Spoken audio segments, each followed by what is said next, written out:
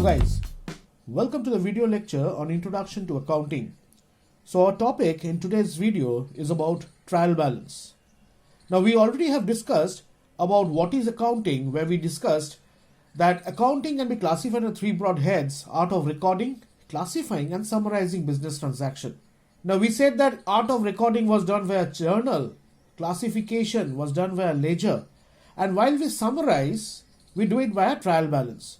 So what we do via trial balance? We basically, with reference to a particular date, we try to verify the accuracy or the mathematical accuracy of the books of accounts. Therefore, a trial balance is basically the total or a balance of all the ledger accounts being classified under debit and credit. So it can be either a list or else a statement. Remember, it's not an account, it has to be a statement, and which is prepared in a particular book on a particular date. And the objective behind preparing a trial balance is to find out the accuracy. Accuracy of what? The accuracy of the journal and the ledger which you already have passed.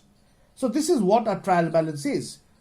Now since we said that all ledger account balances require to be classified under debit and credit, we require to understand what is the format of a trial balance. So we require to mention in the books of as well as the date on which the trial balance is being drawn. We have a column, serial number, particulars where the ledger account name has to be mentioned, the ledger folio has to be mentioned, and the corresponding amount which is required to be written with reference to the debit and the credit column. Now let's take an example where we already have done the recording of transaction via journal and we have done the classification via ledger. So we have recorded the transaction in a journal, we have classified the same in a ledger, and after completing journal and ledger, the next step in which we have moved in is how we prepare a trial balance. So let's understand how we prepare a trial balance once a journal or ledger already has been done. Now let's take this as an example. So it's a bank ledger account and the final balance BD is 4,900 on the debit side. Therefore, since the bank account balance BD is on the debit side, similarly in the trial balance in serial number 1, we will write bank account and the corresponding amount of 4,900 on the debit column. Similarly, say for example, loan account, we find the balance BD to be 3,600 but on the credit side. Therefore, so it should be mentioned as, say for example, serial number 2, loan account, and since the balance BD is on the credit side, so on the credit column 3,600. So I hope you have understood that from the ledger account, with respect to the positioning of balance BD either on the debit side or else on the credit side, we prepare a trial balance with reference to the amount either on the debit or else on the credit side in a trial balance. Now what happens when we have a problem like this where the ledger account the name has been mentioned, the corresponding amount has been mentioned, but it's not mentioned that whether this particular amount or the balance BD was on the debit side or else on the credit side. If you go through this particular problem, it's not being mentioned whether the balance is on the debit side or else on the credit side. Then we apply certain rules. Now these are the rules of trial balance. The rules of trial balance very clearly states, rule 1 states that any kind of asset, be it a fixed asset or a current asset, will always be a debit balance. Similarly, rule 2 is any kind of liability will always be a credit balance. Rule 3 is any kind of expenses and losses, basically the nominal account rule. Any kind of expenses and losses will be debit, whereas any kind of income and gains will be credit. Rule 5 says any kind of provision or reserve or a provision created against an asset will be credit, or else the reverse, any kind of provision or reserve or a provision fund created against a liability will be debit. I'll just give you an explanation of what a reserve and a provision is. Say for example, you have certain amount of money which you are supposed to receive from debtors. So debtors is an asset. So you are going to receive a certain amount of money from debtors. Now as per the industry, it normally happens that 10% of the amount you never receive.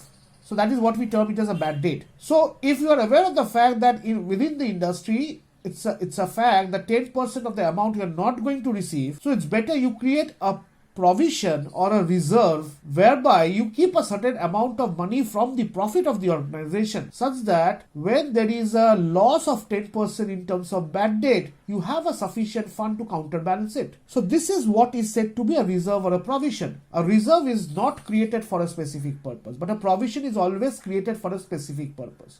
So if you have created a provision against bad and doubtful debt, basically against debtors who has become bad, so it's a provision against an asset has to be credited. Similarly, if you have created a provision against a liability, say for example discount on creditors, if you have created a provision against it, then it will be a debit balance. Lastly, Rule 7 states that opening stock will be coming in trial balance, and being an asset it will be recorded on the debit side, but closing stock is not recorded in trial balance. Now why closing stock is not recorded? Because there has to be some further more adjustments which require to be done with reference to closing stock as on the closing date of the accounting year. Say for example, if my accounting year is from April to March, so on 31st of March 2020, say for example, if we are closing the books, we have to understand that still there might be certain amount of stock which might be in transit. I either might have purchased or might have sold. So if certain amount of goods are still in transit, those has to be also accounted for. So the amount of closing stock is yet not adjusted. So this adjustment has to be done with reference to closing stock in final accounts. And while we do trial balance before final accounts, we haven't adjusted closing stock. And that is the reason why closing stock will not come in trial balance. It will come in trial balance only if my closing stock is already adjusted. So thus we have understood the rules with which we can solve a trial balance if the positioning of the balance BD is not given with reference to the ledger accounts. Let's solve it with reference to an example. So we take the same example into consideration, and we have been asked to prepare a trial balance as on 31st of December 2019, and the following ledger account balances has been given. Now let's understand one by one. Repairs to building. I've marked the ledger account balances in red, which are debit balance. So repairs to building is an expense, has to be debited. Return inward is basically you have sold something and the goods are being returned back. So sales return inward is sales return, has to be debited. Car expenses is an expense, has to be debited. Freehold premises is an asset, has to be debited. Furniture and fixture is an asset, and I said any kind of an asset will always be debit. Goodwill is an intangible asset, will be debit. Discount allowed is a loss, so expense and loss has to be debited. Rates and insurance is an expense, has to be debited. Trade debtors are basically sundry debtors or debtors, has to be debited. Investment is an asset, debited. Cash in hand, asset, current asset, has to be debit. Purchase is an expense, has to be debit. Carriage inward is with reference to purchase of raw materials, is an expense, has to be debit. Motor car is an expense, has to be debit. Carriage outward is an expense, has to be debited. Wages and salary expenses has to be debited. Drawings expense. Bad debt loss has to be debited. So opening stock on 1/1/2019 means to say opening stock will come is an asset, will be debited. Similarly, general expense is an expense, and the last part which has been marked in blue, closing stock of as of 31st of December 2019 is 7,600. You know this closing stock is yet not adjusted, will not come in trial balance. Let's understand what all things comes under the credit side. So therefore, the other things which haven't been marked will be coming on the credit side. Like for example, capital is a liability for the point of view of the business organization to pay back to its proprietor. Sales is an income, so has to be credited. Rent received income. Provision for bad debt is a provision against an asset, will be credit. Bank overdraft, that means you have withdrawn or taken out more money from your bank and it's right now a liability because you require to pay to your bank, so it's credit. Loan on mortgage is a liability. Discount received is a gain, has to be credited. Trade creditors, as the word says, has to be credited because it's a liability. You require to pay a certain sum of money to someone. Therefore, we have identified which all accounts has to be debited, ledger account balances has to be debited, and which all account has to be credited based on the rules. So finally, as we have solved it based on the rules of trial balance, and we see that the trial balance total with respect to debit and the credit column should match. Respective ledger account balances has been either posted on the debit or else on the credit side in the trial balance statement, and the total has been done, and the total is 1,06,349, which is same for both debit and credit column. And since we haven't considered closing stock, so a note has been given.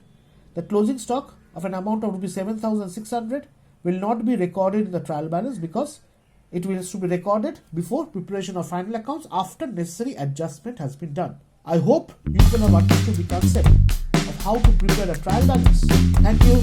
Have a nice day.